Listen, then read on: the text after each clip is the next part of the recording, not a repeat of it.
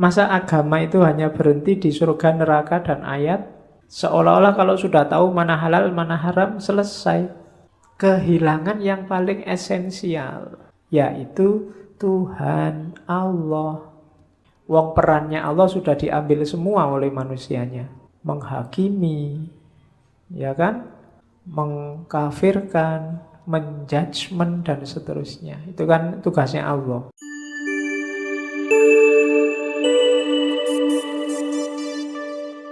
Oke, yang pertama, ini saya potong, apa sih basis mode keberagamaannya Siti Jenar? Ya, orang beragama kan pasti punya pola.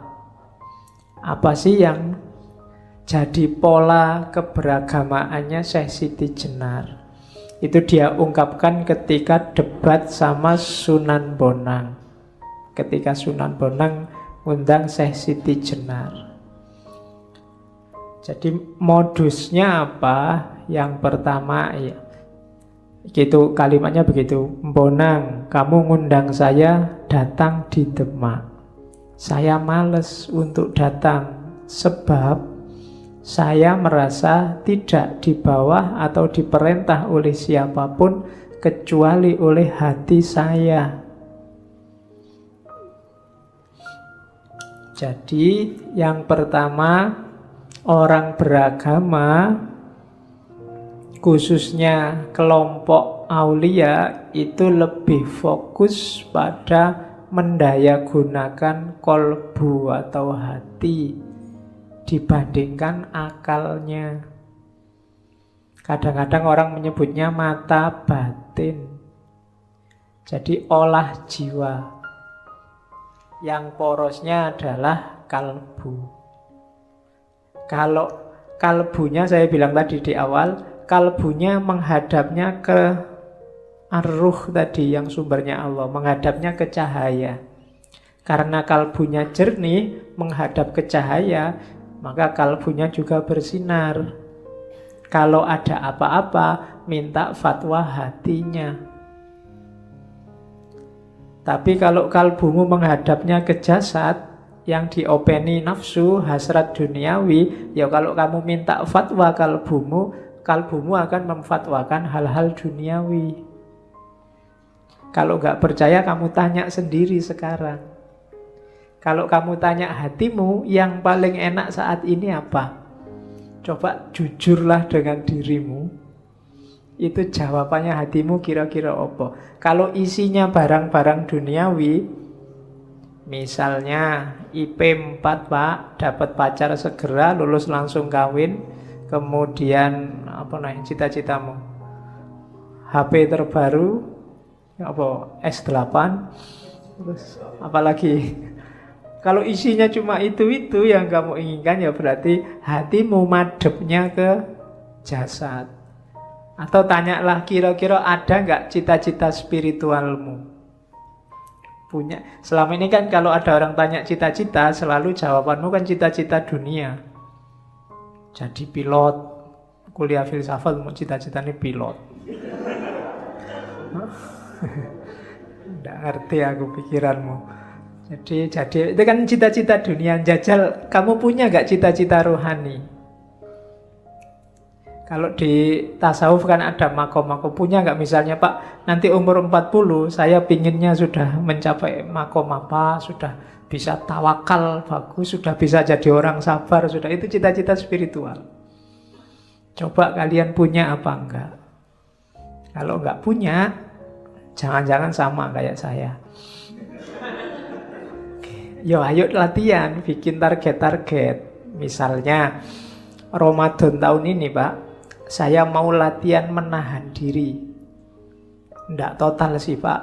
Menahan diri dari gosip, baik lewat mulut maupun lewat medsos misalnya. Loh, nggak apa-apa toh latihan mau 1 bulan aja. Kalau 1 bulan kuat berarti ini bisa dilanjutin. Itu namanya cita-cita spiritual. Saya, Pak, Ramadan ini dulu saya 1 Ramadan bisa khatam 3 kali. Sekarang sekali aja lah, Pak, syukur. Meskipun kadang-kadang nggak nyampe. Hari pertama aja ngajinya semangat, hari kedua, ketiga mengkeret sudah. Karena gak ditarget. Dan kamu selalu kalah oleh dirimu sendiri. Kenapa? Semakin pinter. Semakin pinter kan alasanmu semakin banyak. Begitu pegang Quran, alah baca itu gak terlalu penting, yang penting kan ngerti maknanya. Kalau baca itu kan mesti kudu kamu semakin pinter. Dulu ngaji aja, sekarang gak ada alasan. Yang penting menghayati kan, gak usah wirid panjang-panjang. Yang penting nyambung sama Allah, hatinya ikut kan beres. Ngapain baca banyak-banyak kan sekarang gitu. Akhirnya dua-duanya gak jalan. Menghayati juga ndak, banyak juga ndak. Nah, itu kalah sama dirinya sendiri. Maka Syekh Siti Jenar ndak ada yang bisa merintah saya kecuali hatiku. Diperintah oleh siapapun, kalau hatimu nggak berkenan, perbuatanmu nggak bernilai. Kenapa? Karena pasti tidak ikhlas, tidak sukarela. Janjane, apa bahasa Indonesia ini janjane itu?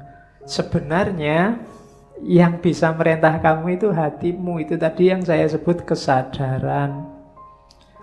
Sholat tanpa kesadaran tidak akan ada nilainya. Kenapa kamu sholat terpaksa? Pak, saya kan Islam, jadi sholat aja terpaksa. Resiko Pak jadi orang Islam, sholatnya resiko. Bukan karena kesadaran. Ada orang bilang sholat itu ya jangan kewajiban, tapi kebutuhan. Belum, pertama-tama bukan kebutuhan, tapi kesadaran. Kesadaran itu berarti hatimu seneng, diperintah, condong, dan rela. Kalau kebutuhan itu kadang-kadang tidak rela ya, karena butuh aja. Tapi kalau hatinya rela itu tidak butuh pun mau.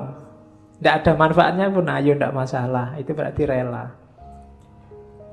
Terus perintah hati itu yang saya turutinya. Selain itu tidak ada yang saya patuhi perintahnya. Bukankah kita sesama mayat? Mengapa seseorang memerintah orang lain?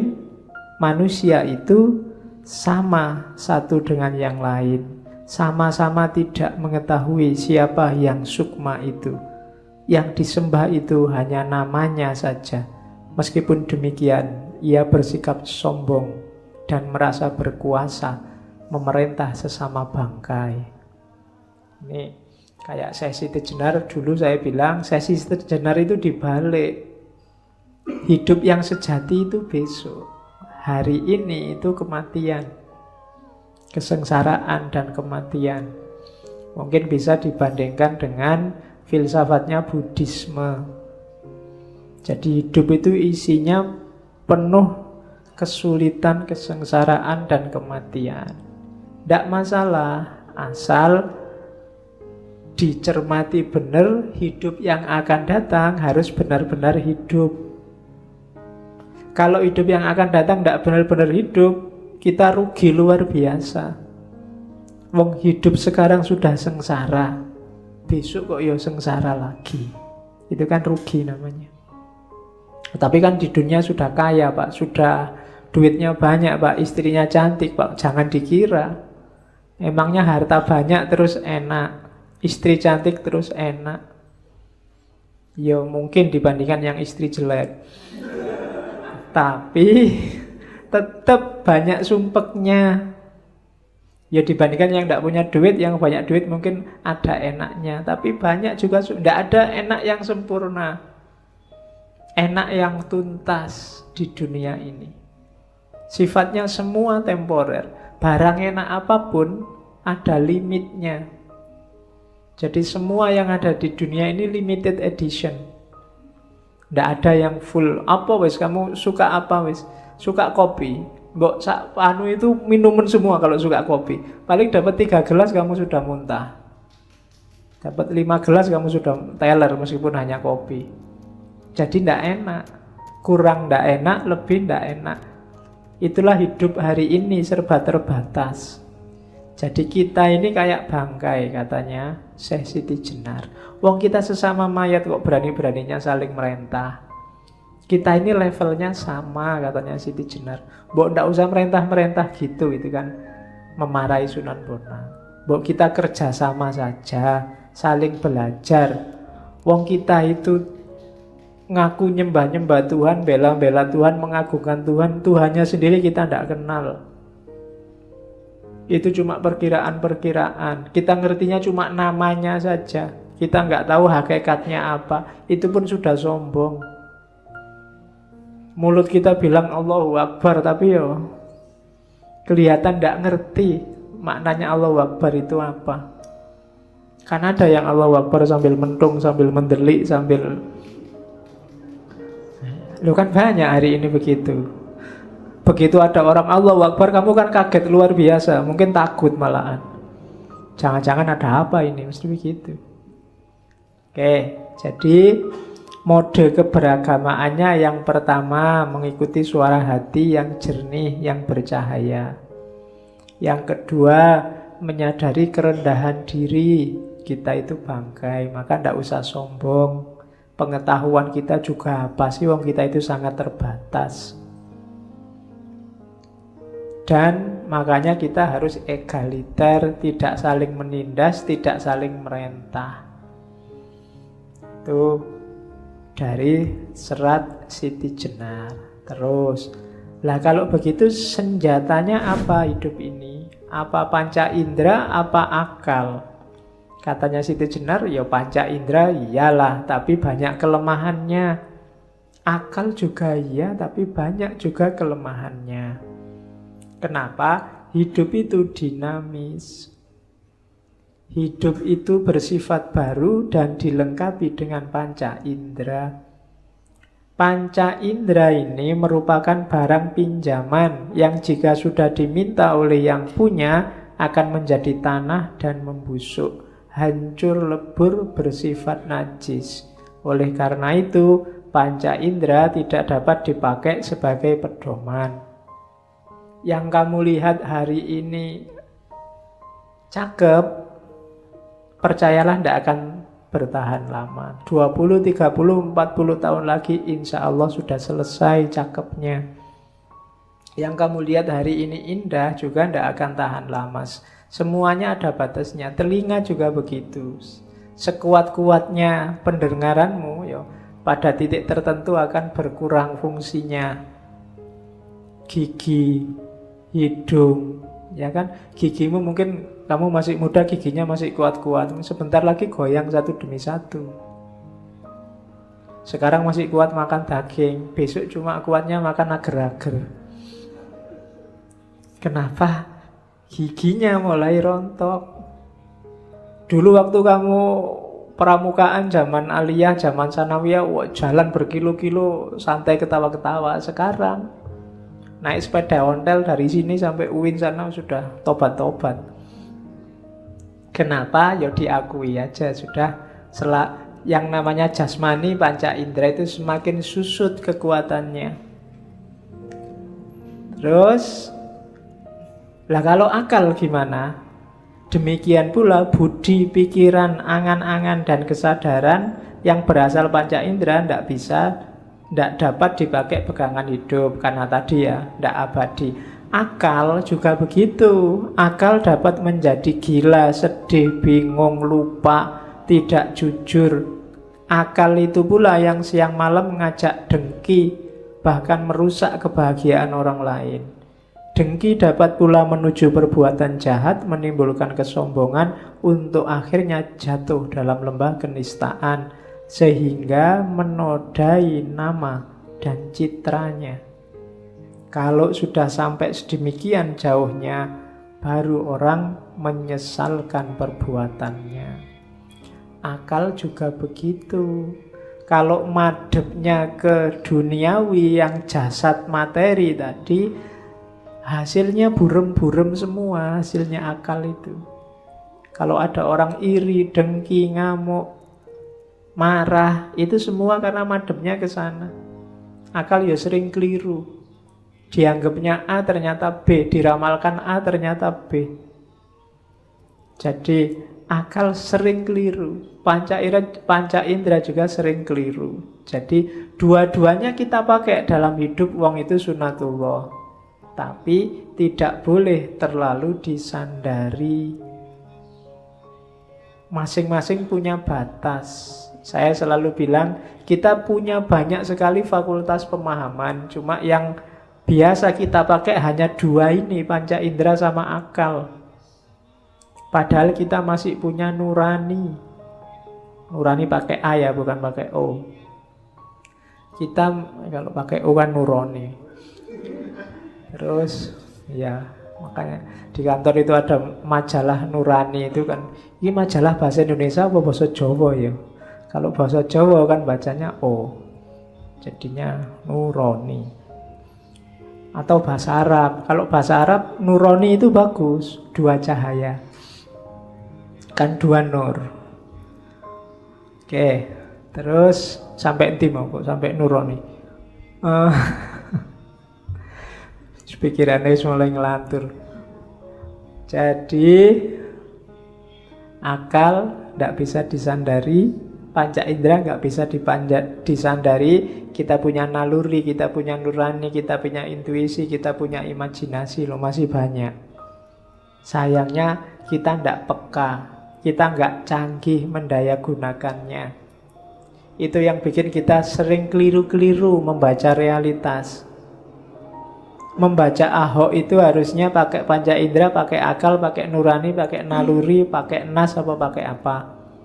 Membaca HTI itu yang sekarang ruwet itu harusnya pakai hukum apa pakai akal, apa pakai nurani, apa pakai naluri, apa pakai intuisi, apa nunggu ilham dulu dan seterusnya. Kita tidak canggih di bidang itu. Jadi itu yang dikritik oleh Siti Jenar. Batin kita gelap karena sandarannya hanya panca indera sama akal yang orientasinya ke materi. Jadi ada dua dasar hidup dengan berfatwa, menunggu fatwanya hati dan tidak terlalu bersandar pada panca indera dan akal. Terus kenapa Syekh Siti Jenar sering mengkritik para ulama dan santri zaman itu? Di situ tak tulis. Karena ulama dan santri zaman itu, katanya Siti Jenar, bukan saya loh ya, lebih banyak fokus hanya pada syariah. Syariah ajaran agama, bukan syariah usuluddin adab dakwah. Jadi hanya fokus pada syariah lahir, atau ya pakai istilah sembah raga. Orang disebut baik kalau aktivitas lahiriahnya kelihatan baik, sudah cocok sama syariat. Kalau naik motor kok ndak pegangan tangan, alhamdulillah itu berarti naik motornya syar'i. Tuh kan tidak boleh pegang tangan. Kan begitu pedomannya. Syariatnya kan begitu. Urusan kamu jatuh ya urusanmu. Yang penting tidak boleh pegang tangan kalau bukan muhrimnya. Karena ya itu tadi, sembah raga. Apa-apa diukur hanya kelihatannya. Dan yang kedua, modusnya adalah dogma dan ketakutan. Yang kedua, bujukan surga. Jadi katanya Syekh Siti Jenar, ulama sama santri itu modusnya cuma 3. Yang pertama, dogma. Dalilnya ada loh. Dalilnya apa sih? Ayatnya mana sih? Itu dogma. Yang kedua, ketakutan. Awas kamu kalau begitu, neraka paling bawah lapis 7. Itu ketakutan. Kan akhirat itu kan ada basementnya ke bawah lapis 7, itu jatahnya neraka ya. Yang di atas itu lantai 1, 2, 3 sampai 7 jatahnya surga. Jadi bayanganku gitu, narasinya begitu. Kalau surga masuk naik ke atas, kalau neraka jatuhnya ke bawah. Nah, ketakutan. Jadi orang diancam terus. Dan yang ketiga, rayuan surga. Jadi makanya kalau ada orang gombal ngomong yang tidak sesuai kenyataannya atau janji-janji muluk-muluk yang tidak jelas, menyebutnya hanya angin surga. Jadi orang dirayu dengan surga, diancam dengan neraka, atau dipageri dengan dalil dan dogma. Modusnya selalu itu. Dan akhirnya jatuhnya hanya pada yang lahiriah. Sibuk nyari mana halal, mana haram, aspek lahirnya saja. Ada apa-apa ditanyakan fatwanya, ini halal apa haram? Dalilnya mana? Dasarnya apa? Itu dogma. Dan itulah yang dikritik oleh Siti Jenar. Bukan salah, cuma masa itu tok agama isinya. Masa agama hanya syariat, hanya lahiriah, hanya itu saja. Kalau ada apa-apa, iki sholat apa enggak, kan selalu begitu orang tanyanya. Sembahyang loh, rajin ke masjid, wah bagus, selalu begitu. Jadi itu yang dikritik oleh Siti Jenar. Bukan salah, tapi maksud hanya itu. Masa agama itu hanya berhenti di surga, neraka, dan ayat? Apakah itu tujuan adanya agama? Kan itu pertanyaannya saya Siti Jenar pakai bahasa sekarang. Akhirnya apa? Agama yang semula hanya alat sekarang jadi tujuan. Seolah-olah kalau sudah tahu mana halal, mana haram, selesai. Kehilangan yang paling esensial, yaitu Tuhan Allah. Wong perannya Allah sudah diambil semua oleh manusianya. Menghakimi, ya kan? Mengkafirkan, menjudgment, dan seterusnya. Itu kan tugasnya Allah. Allah mau mengkafirkan sekarang tidak bisa, didului terus sama orang-orang. Mau ngecap kafir, sudah dikafirkan dulu. Jangan-jangan nanti Allah gengsi, enggak jadi kafir, masa mau kafirkan dulu. Kan kita selalu mendului gitu. Itu jatahnya Allah. Dan kenapa kok kita ambil jatahnya Allah? Karena Allah ternyata tidak masuk dalam semesta urusan agama kita. Tidak masuk dalam pertimbangan keputusan kita. Yang kita cari hanya ayat dan dalilnya. Nanti itu yang oleh Muhammad Arkun dulu disebut takdisul afkar ad-diniyah. Sakralisasi pemikiran keagamaan. Yang kita sakralkan bukan agamanya, tapi pikiran kita terhadap agama. Yang kita sucikan ternyata bukan Al-Qur'annya, tapi tafsir kita. Itu yang disebut takdisul afkar. Yang kita sembah-sembah, kita dewa-dewakan tafsir kita. Buktinya apa? Kita merasa tafsir kita pasti benar. Tidak mungkin keliru. Pemahaman kita mesti yang paling benar. Nah, itu berarti pikiran kita yang kita sakralkan. Tidak mungkin keliru, itu kan berarti sakral. Jadi ternyata dalam agama kita mensakralkan diri kita sendiri. Nah, itu yang dikritik oleh Siti Jenar. Jadi harusnya kan beragama tadi loh, membersihkan batin, hati sehingga jernih, tidak terlalu bergantung pada panca indera dan akal. Panca indera itu kan yang lihat yang fisik-fisik tadi, yang syariah tadi. Terus, nah kenapa sih kok syariah saja tidak cukup? Ini kalimat yang sering disalahpahami orang. Dianggapnya Syekh Siti Jenar itu tidak sholat. Iya, kalau dibaca cuma satu syair, satu bait, satu paragraf. para wali itu hampir, kita kan bolak-balik ngaji beberapa wali, kan tidak ada satupun yang bilang bahwa syariat itu tidak butuh. Bahkan dalam 24 jam kehidupan mereka itu kan banyak kisah-kisah mereka bolak-balik sholat, puasa tidak berhenti-berhenti, malam tidak pernah tidur.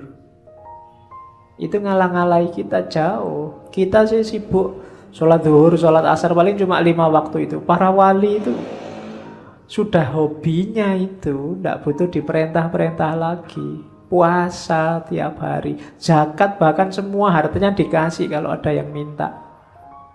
Ada yang jadi raja terus kerajaannya dikasih. Ada yang kaya raya semua hartanya dikasih. Itu para wali.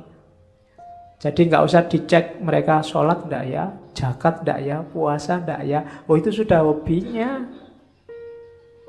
Nggak usah dipertanyakan. Syariat itu kalau ya kayak kritiknya Siti Jenar tadi loh. Banyak ulama, banyak santri yang berhenti di syariat. Berhenti itu padahal tidak cukup itu sebenarnya. Jadi maka para wali jarang fokus di syariat. Kenapa? Syariat itu cuma terminal awal yang harus dilampaui. Makanya mereka fokusnya pada beyond syariat tadi. Makanya yang bercita-cita jadi wali, jangan, kenapa kok pengen jadi wali? Enak Pak, kelihatannya enggak sholat, enggak puasa, enggak. Coba dibaca kisah para wali itu. Justru mereka suka sekali melakukan apapun yang membuat Allah berkenan, yang semakin membuat mereka dekat sama Allah. Ada yang sehari semalam sholatnya bisa ratusan ribuan rakaat. Kalau contohnya minggu lalu, Syekh Abdul Qadir Jailani. Syekh Abdul Qadir Jailani itu kelihatan tidak ada tidurnya. Kalau habis subuh, dia ngajar. Nanti sholat zuhur. Habis zuhur, dia buka praktek. Buka praktek dalam arti menerima tamu-tamu yang biasanya minta fatwa tentang hukum, karena Syekh Abdul Qadir Jailani kan ahli fikih juga. Nanti habis asar sedekah, wajib itu. Habis asar apa yang dia punya diserahkan pada fakir miskin sebagian. Nanti maghrib makan. Kenapa? Karena buka puasa. Jadi maghrib makan, dan cirinya tidak pernah mau makan sendirian, mesti nyari teman. Bedanya kita kalau mau makan enak sembunyi-sembunyi. Kecuali tidak punya duit buat ke warung, baru nyari teman. Kalau Syekh Abdul Qadir Jailani tidak pernah makan sendirian, selalu nyari teman. Nanti isya sholat, habis isya ngajar lagi yang biasa ceramah banyak orang itu. Setelah itu ya sudah asik sama Allah. Yang diceritakan Syekh Abdul Qadir Jailani ya kebiasaannya satu malam khatam Al-Quran sekali. Dan sering-sering wudunya sholat isya itu belum batal sampai sholat subuh. Itu Syekh Abdul Qadir Jailani. Kalau kita kan juga sering begitu, cuma subuhnya jam 4:04. Terus isya-nya jam 4 pas.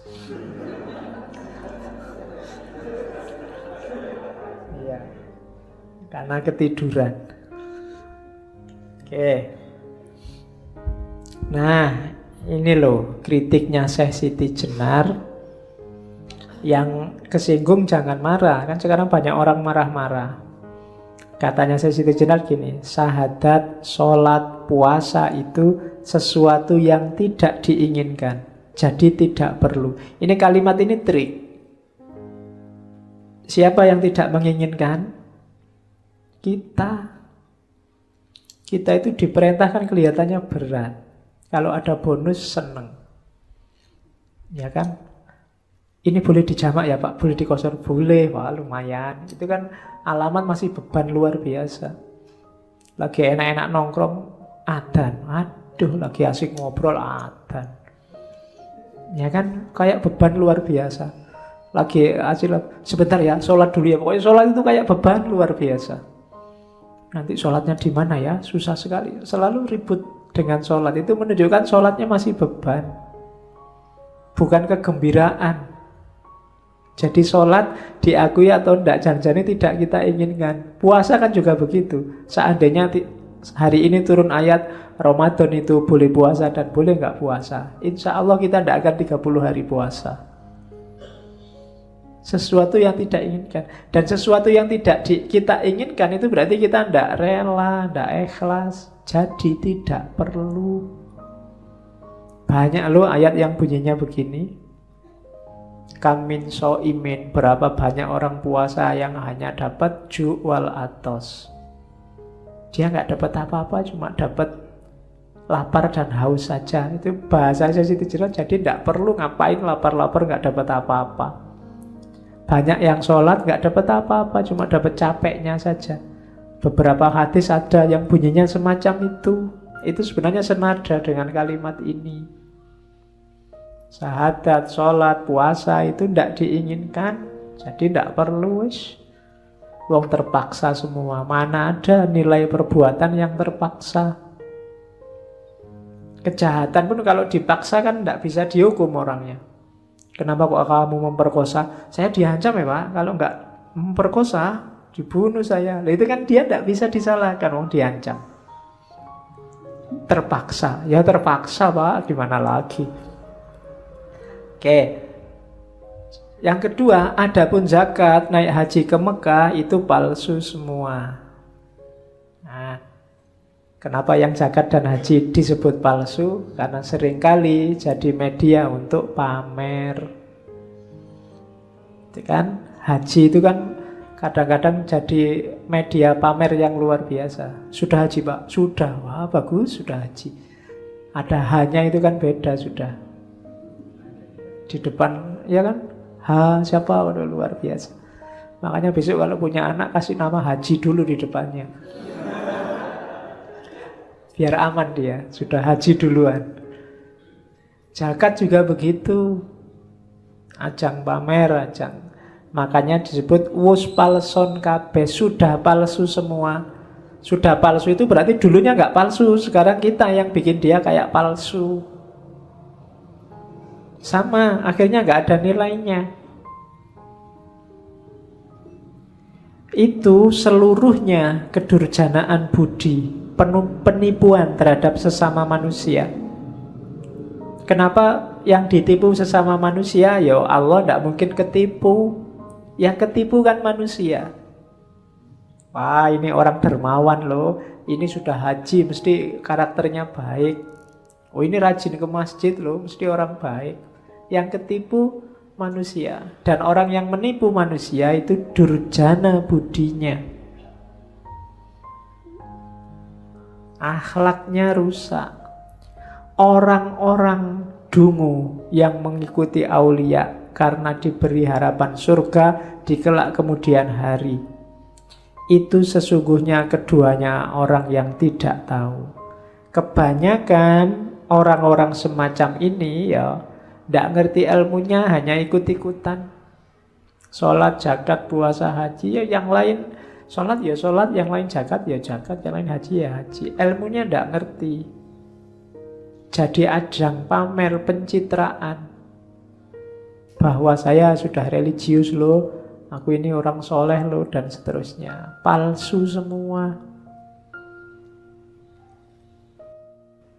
Nah, terus Siti Jenar bilang, lain halnya dengan saya. Tidak pernah saya menuruti perintah budi. Bersujud-sujud di masjid mengenakan jubah.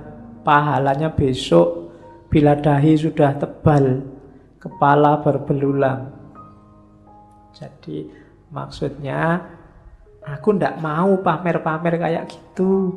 Menunjukkan aku ini lo wali, aku ini lo orang soleh, aku ini lo ustadz.